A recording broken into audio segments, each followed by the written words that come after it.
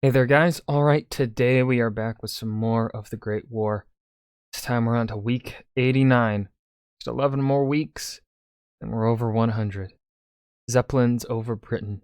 Terror in the skies. Before we dive in, though, make sure you go and check out the links in the description box below. I would love it if you joined the Discord and followed me over at Twitch. Okay. Alright, let's go ahead and just dive right in. It's now springtime, 1916, and away from the battlefields of Europe, people... We're in April. I now look at the month things that are on the thumbnails before watching this.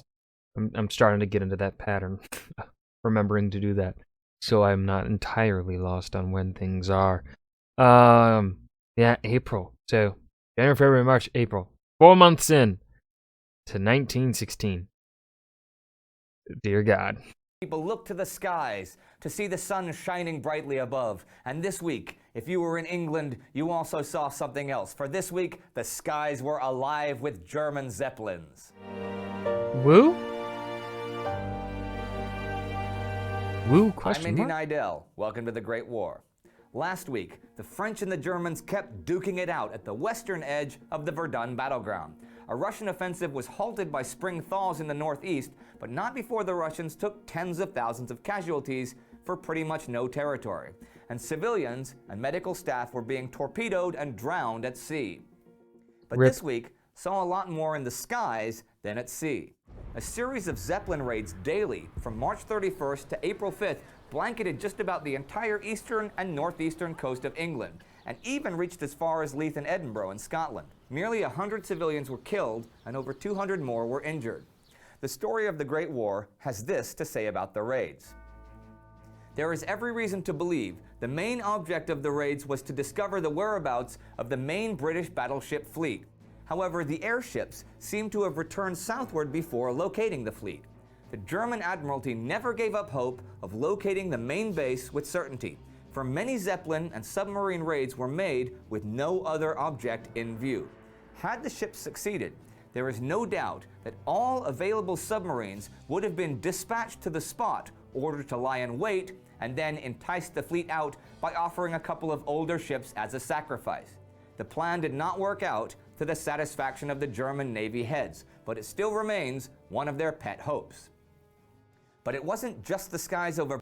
Huh. Okay, so the British are... Do we know that that was the German goal? Or was that from the British perspective and the British assuming German goals? Britain that were alive. On April 4th, a huge aerial battle took place over Ancona between more than 20 Austro-Hungarian and Italian planes. 3 Austrian planes were shot down and 2 Italian planes were severely damaged. The next day, the Germans issued a resume of March aerial action, claiming that 44 British and French planes were lost that month and only 14 Germans. And on April 7th, Bulgarian and Austrian planes bombed Salonika, causing great damage to the French and Australian camps where large fires broke out. Actually, last week, on March 27th, 7 German planes had attempted a bombing run on British and French warships at Salonika harbor, but Allied guns shot 4 of them down. They did drop some bombs though, and 20 Greek civilians were killed. Oof. This provoked huge anti-German sentiment throughout Greece, and anti-neutrality editorials in the press, and at the funerals of the victims, large crowds chanted, "Down with the Germans." Martial law was even considered.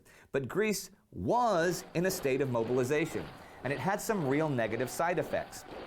Former Prime Minister Eleutherios Venizelos had this to say: "By keeping this country in a state of chronic peaceful war through purposeless mobilization, the present government has brought Greece to the verge of economic, material, and moral bankruptcy." Here is a related quote that has... Man, Greece just been having shit luck since...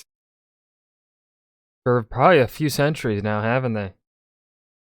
Oh, Father, they have fallen. to do with the economic situation in Greece at the time, made to a press correspondent by a government official. Greece is much more likely to be starved into the war than Germany is to be starved out of it. Ooh, I like that quote. That's a good quote. Chef's kiss right there. It is true that the Greek Gold budget star. for the year had expenditures that were twice that of revenue. The streets of Athens were now crawling with beggars, and inflation was rampant. The mobilization had also caused unforeseen problems, like that with the fishermen. Since most of them were with the armed forces, fish, normally one of the main food supplies, was now too expensive for tens of thousands of families. Meanwhile, far to the east, it was soldiers that were going hungry. Specifically, the British and Indian troops under Charles Townshend, who had been under siege at Kut since December. God, they're still there. The continuing relief attempts were now under Lieutenant General George Gorringe, and he was even harder pressed for time than his predecessor Fenton Aylmer had been. The besieged could not hold out much longer, and the rains had begun flooding the Tigris River. On April 5th, Gorringe made a frontal assault on the east bank of the river with the newly arrived 13th Division. First, they broke through the trenches at el-Hana, and then the Ottoman lines at Falahiye. This was closer to Kut than they'd made it in the last 4 months, but the enemy had a surprise. See, the Ottomans had not really resisted at el-Hana and had fallen back, willing to give up some territory in order for Gorringe's carefully planned attack on el-Hana to not really take place. At Falahiye, where the Ottoman forces did fight back, they lost their trenches but inflicted high casualties on the 13th Division. So on April 7th, Gorringe sent the 7th Indian Division forward to take Saniyat, the next line of defense, but this was a slaughter. There were even apparently lines of khaki-clad Indian bodies just where the assault had broken down. And at the end of the week, there the relief force remained, with Townshend forces still starving in Kut, just a few miles away. And starving civilians in Greece or bombing victims were not the only civilians dying this week. There were also 2 notable executions. In Beirut, there was a Mennonite Christian named Yusuf al-Hani who had sought out French help for an independent Lebanon before the war. He got together a bunch of people to discuss the idea of inviting the French to come now as protector. They hadn't done anything more than discuss the idea when they were arrested. Yusuf al-Hani was hanged April 5th in Beirut. At dawn, April 1st, in German-occupied Belgium, a Belgian woman, Gabrielle Petit, was executed. She was one of the distributors of the underground newspaper Libre Belgique. At her trial, she confessed to smuggling prospective Belgian army recruits across the lines to the Belgian army. And let's look a few dozen kilometers south from Belgium to Verdun, where the battle has raged for 6 bloody weeks. God, 6 This weeks week, already. Holy on April 1st, the Kaiser declared, the decision of the War of 1870 took place in Paris. This war will end in Verdun. But you know, there's something we see now at Verdun that's new. Exhaustion among the German attackers. Commanding officers even had heart attacks, and the German medical staff had serious concerns about their troops. For the first time, you had German soldiers refusing to go over the top, and many surrendered. Letters home told tales of being almost the sole survivor of a unit, but the grievously wounded were considered the lucky ones. And the German command had a habit of keeping divisions in the lines for long periods and just topping up the losses. But after a while, you start running out of veterans. And now you see 18-year-olds fresh from the parade grounds fighting, and they were just not going to be up to the demands of a battle like Verdun. Still, there were 2 important German gains at the western edge of the salient where the battle was fiercest. On the 5th, Ulcourt fell, and Betoncourt the 8th. And the Russians were still making gains in Anatolia. On the 2nd, they crossed the upper Chorok River and took the fortified Ottoman positions there. And on the 6th, they drove the Turks across the Karadere River, just 30 kilometers east of Trabzon. While behind the Russian lines, 22 transports escorted by warships landed 5,000 Cossack infantry to help with the advance on Trabzon. And that brings us to the end of another week of war. Bombing raids on England, Scotland, and Salonika. A dogfight in the Italian skies, British despair in Mesopotamia, hunger in Greece, a Russian advance on the Black Sea coast, German gains at Verdun, and civilian executions. Dogfights in the skies. The war in the air. You know how it was, right? The Red Baron, René Fonck, true gentlemen who waged a war of honor far above the trench lines. Isn't it romantic? duels in the air? Isn't it romantic that one man in a machine could kill 60, 70, even 80 other men, just like that? Isn't it romantic that silent, graceful airships could glide smoothly across the skies and rain fire and death upon civilian populations and strike terror into their hearts? And even if you were neutral, you were still at risk. No, it is not romantic, and it never was. That's a myth, a lie. And the reality was anything but romantic. It was murder.